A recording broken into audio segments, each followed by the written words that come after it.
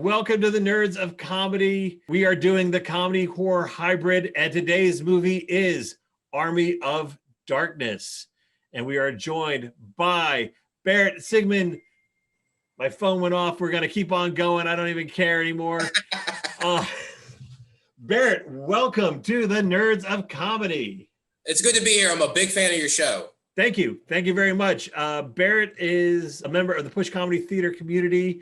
You were in the Madonnas. Yes, sir. The now defunct sketch group, but they were amazing.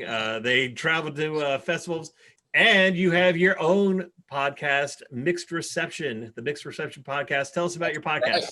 So basically what I do is every week I have a guest on, and we kind of talk about movies that when they came out, they were kind of polarizing or controversial, got mixed reviews. So yeah, I mean, that's what it is, Mixed Reception. I don't like to just talk about movies that everybody likes. I mean, how many times can you say Pulp Fiction is great? So we kind of like to pick the difficult movies, so. I agree. I'm a big fan of the underdog. So I have many of those movies that I love. And actually right now we're doing the entire Friday the 13th series. Jesus Christ, yes. There's 12 movies. So I'm doing that with my girlfriend Molly and our friends Austin Gamlin and Jeff Ballou. And so it's been a lot of fun, but yeah, it's been a huge undertaking. We've released 9 so far. I just released Jason Goes to Hell, and then tonight we're actually getting together watching Freddy versus Jason, so I'm really excited about that. I will say my favorite is, which you are getting ready to release, is Jason X. Oh. I love me some Jason X. Yeah, we watched that, and I'm not going to give it away, but we had some strong opinions on that one. I'm looking forward to listening to that one. All right, so we are talking about Army of Darkness. Right. When I put out a call to all my comedy friends to recommend comedy/horror movie hybrids, and you threw out Army of Darkness. Why Army of Darkness? So I just like this. Well, it's actually the third in the Evil Dead trilogy. I think a lot of people don't know that, because I feel like when it came out, they didn't advertise it as an Evil Dead sequel. But no, they didn't. It was I'm old enough that I remember when it came out in the theater, and I would have had no idea. I would say Evil Dead 2 is probably objectively like the one everybody goes to and says it's the best. But I just always been an Army of Darkness guy. I just think this movie is just cheesy and schlocky, and it's so low budget. And I just think Bruce Campbell is just the man. I mean, he's hilarious in this movie. I just think it's just a fun movie. It's funny, and yeah, I mean, really, that's it. So real quick, for people who may not be familiar with the movie, quickly tell us, what is Army of Darkness about? Okay, so it begins, to watch Evil Dead 2, at the end of that movie, Ash opens up a portal, and I guess to get rid of the evil, and he gets sucked into the portal, so it's a cliff. The second movie is a cliffhanger. He lands in medieval times. So this one begins right after that one, and he's like imprisoned and he's in chains. He's trying to get back home. He has to find the Book of the Dead, and Ash, being the idiot he is, actually releases the titular Army of Darkness. So he has to help defend all the evil. Like the Deadites, they're called. He has to help the castle defend itself. So, and hilarity ensues.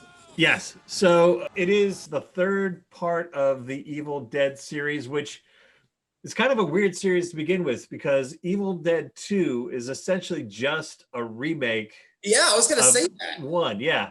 With a different tone. The first movie is like a straight up horror movie. Yes. And the second movie, it's interesting. They Sam Raimi actually wanted this one to be the second one, and then the producers were like, "No, make it more of the same, the first one," because the first one was a surprise kind of cult hit. Yeah. But yeah, it's the second one. You're right; it is a remake, and but it's kind of has a more comedic tone, kind of a lot of slapstick, physical humor. A lot of physical humor. Yeah. I mean, granted, we're talking about Army of Darkness, but I think I saw Evil Dead 2 first. Me too, actually, yeah. Yeah. I watched it with a friend, yeah.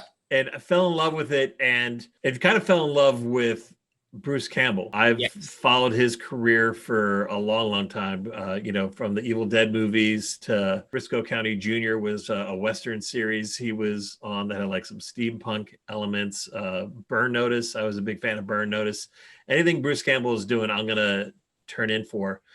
But I'm old enough, so I remember when this movie came out, it was pretty huge because Bridget Fonda is in the cold open to this movie. Yeah, the recap. Yeah, so they recap Evil Dead, and they got Bridget Fonda to take the place of the original actress who's in Evil Dead 2. And at that point in time, she was like on top of her game. She had just done like La Femme Nikita, and I think maybe Singles. So she was like the hot kind of Hollywood girl, and she supposedly begged to be in Army of Darkness. And you're right, it is the B movie of B movies. Yes. As far as like special effects, and I love it. When he's fighting, I know we're kind of jumping ahead, but like when he fights the army at the end, I feel like they just bought some skeleton Halloween decorations and just put them on a stick. And it's got that charm to it that low budget B movie charm that I just love. It really does. And I mean, I think that kind of was what endeared a lot of people to Evil Dead and Evil Dead 2 is that you could tell the filmmakers had a lot of passion and probably a lot of talent, but they did not have a lot of money. Yeah, they did not have a budget at all. Because even literally, they just have the castle set. It's a matte painting. And yeah.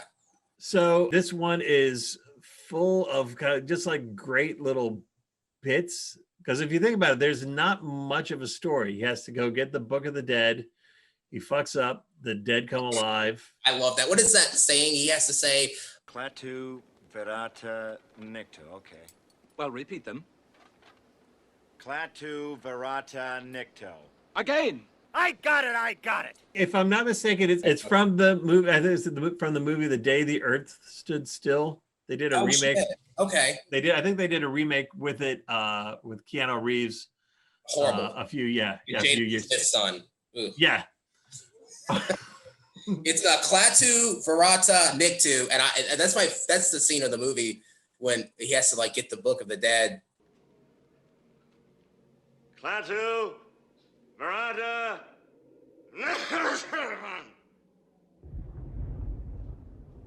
Well, the thing about this movie is, I think this is the movie where they really kind of figured out the character of Ash. Mm-hmm. If you go back to the first movie, he's kind of just a normal dude. Yeah. But each movie he's like a little dumber and a little bit more sleazy. And this one, I think, when people think of the Bruce Campbell persona, I feel like this is the movie that established the Bruce Campbell persona. And he like I said, he's kind of dumb, kind of a sleazeball. He has all these like great one-liners. But yeah, he is kind of a buffoon. And I love that he's going to try to fake his way through some magical spell by just mumbling the words, which of course lets the dead rise. But even before you get to that, there's something about his face. It's almost like he is a living cartoon.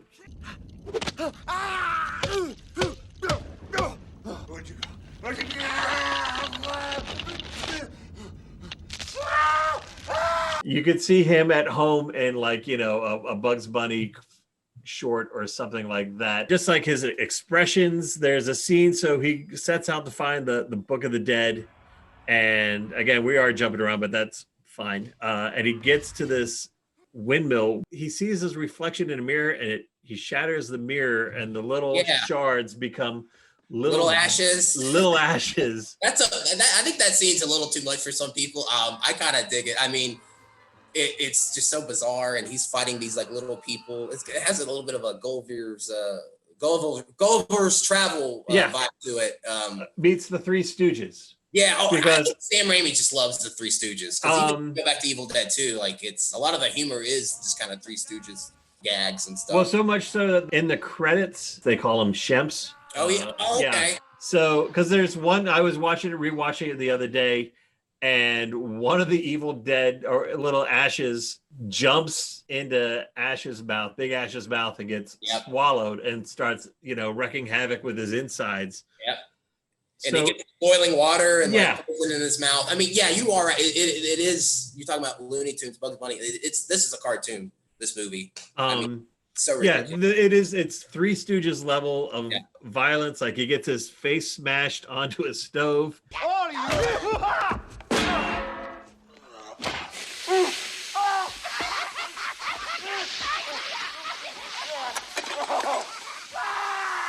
And it's so hot that his skin sticks.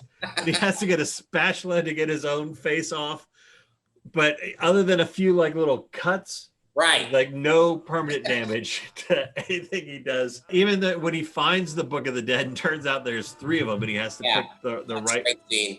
It like sucks, it sucks his head in, and then his head's all long. Yeah, his again, like a cartoon, his face gets elongated and he has to push it back into shape. It's ridiculous. And we were talking beforehand, one of the upcoming movies that I'm going to be doing is Dead Alive, which is a Peter Jackson movie, a Peter Jackson horror comedy movie. And Peter Jackson and Sam Raimi kind of got their start in the same way, in the sense super low budget horror movies, horror comedies. Yeah, horror comedies, exactly. But people, there it goes. Molly from Gremlins 2 fame. Hey nerds, what's up? She actually watched this with me and she was like, what the fuck is this? Army of Darkness. Oh, I liked it. I had a feeling you would. It's so demented that it would be right up your alley. I do. I understand this podcast is not about me, but I do have to say I really liked the witch lady. You found me beautiful once. Honey, you got real ugly. I say that to Barrett almost every day. But yeah, we were talking about so Sam Raimi and Peter Jackson, they were kind of the forefathers of the horror comedy, the gross out horror comedy. Mm-hmm. And the fact that they would all eventually both go on to like these big, huge, prestigious like franchise. Yeah, $100 million, multi-$100 million Lord of the Rings. It's crazy. Like I can't believe they gave. Well, Spider-Man's a little cheesy, so you can kind of see why they might give it to, Sam Raimi, but Peter Jackson, it's like he gets Lord of the Rings.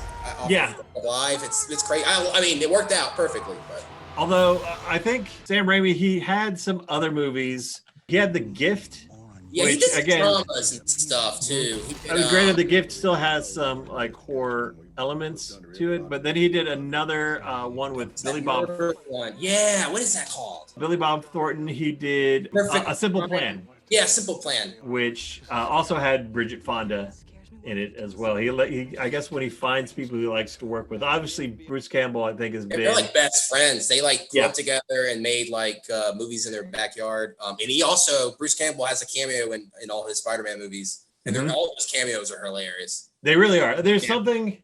Let's talk about Bruce Campbell. I think Bruce Campbell is a national treasure. I think he. I mean, he's kind of like known kind of as a B movie king. He has been in a ton of really kind of schlocky. A lot of stuff that I haven't even seen. I feel bad. I wish I had seen more Bruce Campbell stuff, but I'm aware of a lot of stuff he's been in. He's been in like Maniac Cop. Have you seen that one? I've seen Maniac Cop. I want to watch that one. I haven't seen it. Is it good?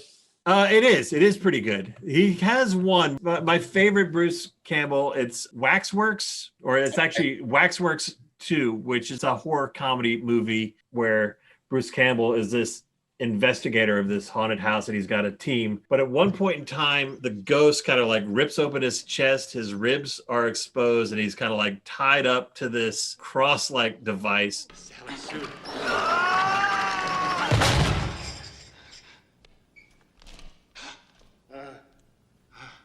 That was the wrong rope, Douglas. It is the most over-the-top kind of comedy scene in this weird horror movie. Like I said, he just gets that kind of comedy bravado vibe. I don't know why he's a handsome man. I don't know. He just looks like a movie star. I don't know why he never really made it big. He's charming. He's funny. I don't know why it never really happened for him. I don't get it either. One movie I would like to talk about in the future. Have you ever seen Bubba Hotep? I've heard of it. That's the one where he's like Elvis. Like Elvis never died, and he's like in a nursing home. Yeah, I actually want to see it. I haven't seen it, but he definitely has some Elvis vibes in this one. Yeah, the King, baby. Oh God, I love it. He's got some great one-liners in this movie. Well, hello, Mr. Fancy Pants. I got news for you, pal. You ain't leading but two things right now: Jack and shit. And Jack left town. He's just like a one-liner machine, but not all clever one-liners. I think you said it before. He is, as far as like action heroes go, he's not the sharpest knife in the drawer. He's a buffoon, but he just I don't know. But he's likable. I don't know. He's just like he's got that. He's just arrogant and sleazy. What of all the sweet words that you spoke in private? Well, that's just what we call pillow talk, baby.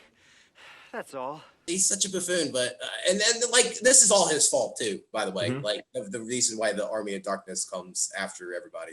Oh yeah, everything that happens is because he screws up. One way or another. And then it's weird coming from Evil Dead 2. Evil Dead 2 is an incredibly bloody movie.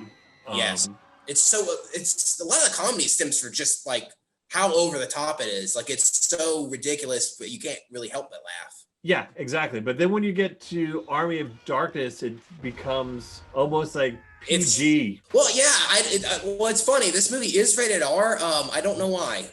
There is one scene with the pit where they throw somebody in the pit and just a big old geyser of blood comes out. Yeah. Which I love the pit scene. I do too. It's I love it. He gets thrown in, and then they throw the chainsaw, and just jumps just magically like he's King Arthur or something like that. I didn't even say this. I guess Ash is like the chosen one. They kind of talk about this in the second one. They look in the book, and there's like a picture of him holding the chainsaw up, and so he's the one I guess that's gonna destroy the evil or something like that.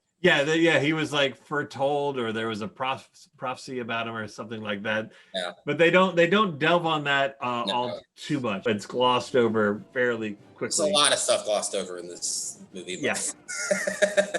Now, did you see? I have only seen. Supposedly there are two endings. There's the American ending. I was gonna say that. I haven't seen the alternate ending. I guess. He drinks the potion. I guess he drinks. That's going to put him in the sleep, and when he wakes up, he'll be in his own time. Yes. I guess he takes too much of it, and then he wakes up like hundreds of years in the future, and Earth is an apocalyptic wasteland. And he's got a beard and everything, and it's funny. I can see why they cut it. I guess the producers thought like this is too dour and mean-spirited. Yeah, kind of. Yeah. Although it makes sense, so for it's keeping in line with his character, exactly. But I do like the original ending, and I do the one I guess they reshot after the producers didn't like the other one. Sam Raimi said he's like both. Like that little S-Mart battle is really fun. So and if we didn't get the ending we got, we wouldn't have had the show. So it's probably a good thing that they went with the that's true. So you get two great lines. You get, "Who the hell are you?" Name's Ash. Housewares. Yes. It's such a generic line, but it's just funny. I don't know. Just the way he delivers it.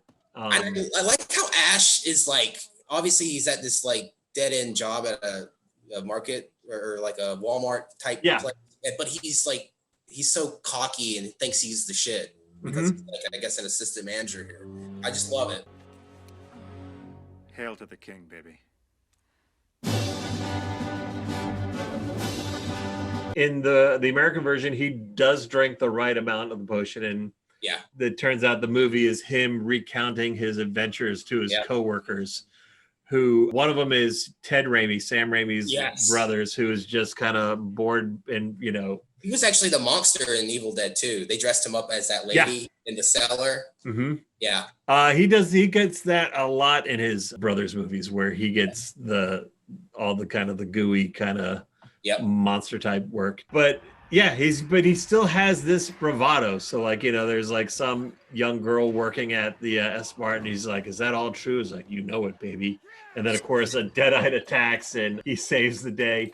With again some weird, just completely over the top, like he's doing flips. Oh yeah, he jumps on a little wagon and he grabs a gun and he just keeps shooting it. And then at one point the Deadite is just like hopping on a trampoline. It's so ridiculous. It's so much fun though. Yeah, it's almost like like a Shaw Brothers kung fu movie. And this is how ridiculous it becomes.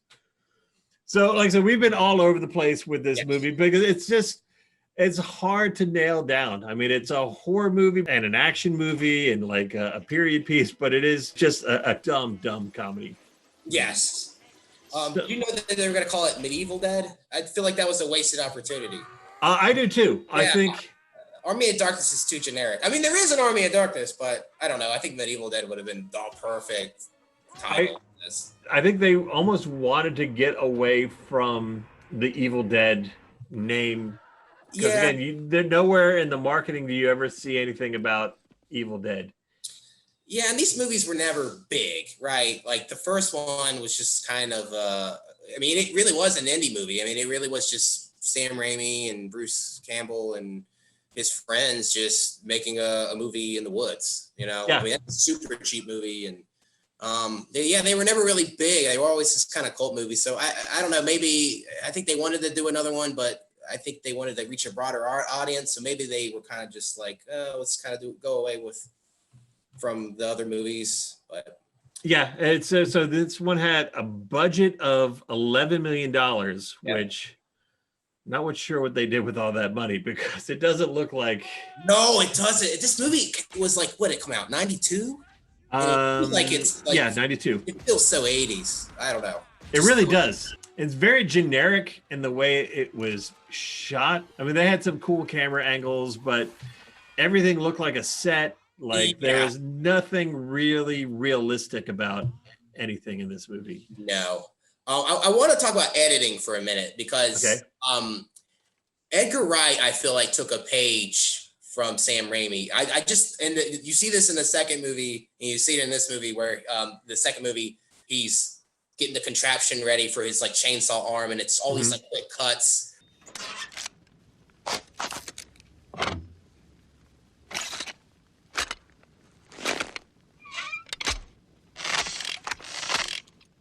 Go back, you watch Edgar Wright's movies like Shaun of the Dead, Hot Fuzz, and it's like, wow, like this is.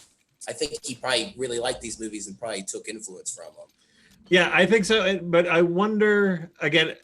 I'm a Sam Raimi fan and I've seen most of his stuff, but like Darkman, I think is where he went to after this. Darkman was before this. Was it? I was watching the trailer for Army of Darkness. It was like from the director of Darkman. Okay. I haven't seen Darkman, by the way. Is it good? It's good, but it's super low budget. It's one of those things that it looks like there would be a lot of potential. Right. If they had more money. But I would say I don't remember that editing technique in Darkman. But again, it's probably been 20 years since I've seen it. I just don't remember. And I don't remember noticing it in the Spider-Man movies. No, I think it's just strictly Evil Dead. But it's just interesting. I think Edgar Wright's a big fan of these movies. And I think, he did the same little editing technique. So yeah. All right. So before we kind of wrap this up, if somebody has not seen Army of Darkness, would you recommend it to them? Absolutely. I would recommend the whole trilogy. It's such a bizarre trilogy. I mean, all of them are so different. First two in tone, but this one is its own thing completely. I mean, it's got horror elements, but it's really more of just like a goofy action adventure comedy. And it's just, I'm glad this is a low budget movie. I think that's part of the charm. I think that's a part of the charm for all these movies. It's, I think so too. I think because especially everything is practical effects, granted it's the early 90s. So CGI had not come into the fold as much. But I got like, especially the fight scenes towards the end when they're fighting the skeletons. I love that stuff where he's on the stairs and he's got the dual swords and Evil Ash. We haven't even talked about Evil Ash. That's true. We haven't talked about Evil Ash. So there's so much we haven't talked about, but yeah, to answer your question, like if you haven't seen this, like I would highly recommend it. And it's a short movie too. It's like 80 minutes. Yeah, the plot is paper thin. It's just he gets there, he has to get the book, he fucks up, it's big battle simple. at the end. And I think Ash is just like I said, I think this movie really figured out the character of Ash. Bruce Campbell is, like we said before, a national treasure. He's so charming and hilarious, and he's sleazy, but he's still so likable. And he's got a great arc in this movie. At first, he just wanted to abandon all the people, and then he actually kind of ends up helping them at the end. So it's just a simple story. There's a little training montage of and there's a nice little payoff too, because so just a good movie. And I think this is one of you don't technically even need to have seen. You really don't. Evil Dead. Molly hadn't seen it, and they do a little recap.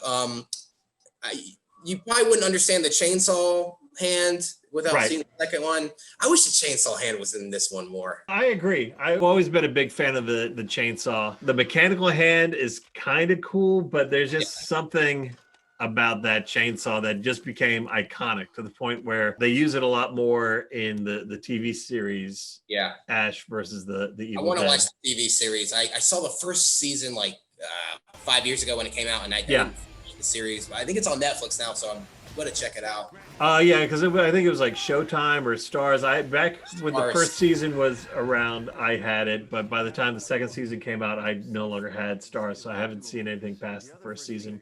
I don't think anybody has Stars. That's true. That's one of those. That and like Epics are those two. Who the fuck watches those stations? But before we go, let's talk Evil Ash, because you're right. I mean, that's essentially the big bad for this entire movie. Yeah, to go back to that scene where with the mirror, he swallows one of them, and then one of them splits from him, and then he shoots one in the head, and he buries it, which I think is kind of an homage to Evil Dead 1 and 2, where he buries his girlfriend. But because he fucks up, he doesn't read the line right. He releases the evil, and we get Evil Ash. There's a weird scene where I guess they kidnap his girlfriend, and he's like sexually assaulting her. Like, did you notice that? Some problematic elements to that. Me and Molly were watching this, and we're like, ooh. Yeah. So he basically turns his girlfriend evil. Well, I guess she gets better by the end. Again, it's kind of a testament to this movie in the sense that Ash creates the villain of this movie. His own ineptitude. If it wasn't for him, there would be no bad guy in this movie. He creates the bad guy because he fucks up, and then he has to take bad guy out. And again, it's one of those things like, I don't understand how Evil Ash's army gets the upper hand, because the skeleton warriors that he has are just so flimsy. They're like out of like a Sinbad movie from like the 60s, stop motion. And again, a lot of those guys, the skeletons, are played for comedy as well. They use every trick in the book. They have people dressed up as skeletons. They got the little it looks like they just married. I'm like, this is so stupid.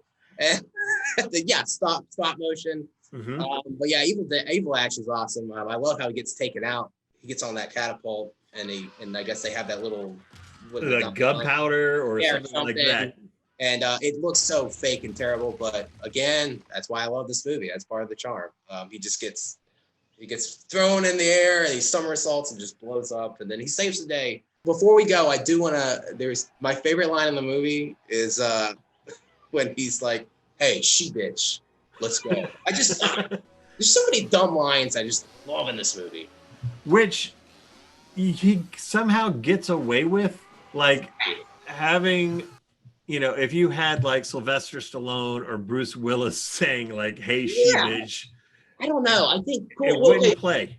Because Bruce Campbell is a good actor. Maybe, right? I think he's a good actor. Oh yeah, I think so. I think when Arnold and Sylvester Stallone say him, it's just like, oh, this is cheesy. And it is cheesy when Bruce Campbell says it, but there's like a coolness about it that you're like, oh, this is awesome. Yeah. Because again, it's such a dumb, like weird kind of misogynistic line, but for some reason, yeah, he makes it sound cool. Yeah. Where Schwarzenegger or anybody else would just be like a kind of like a groaner. Hey, she bitch.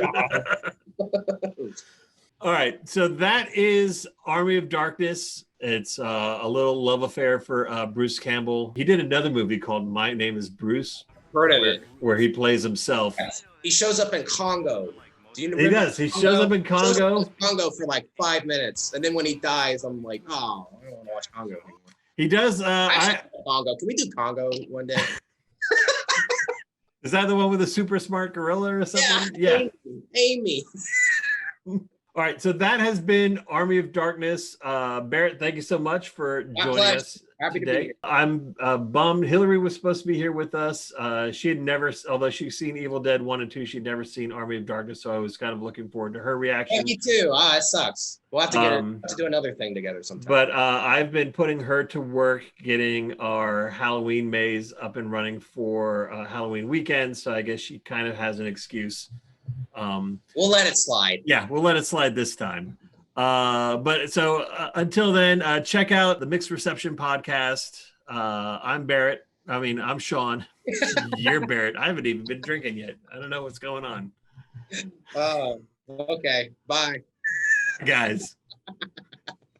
This is my boomstick.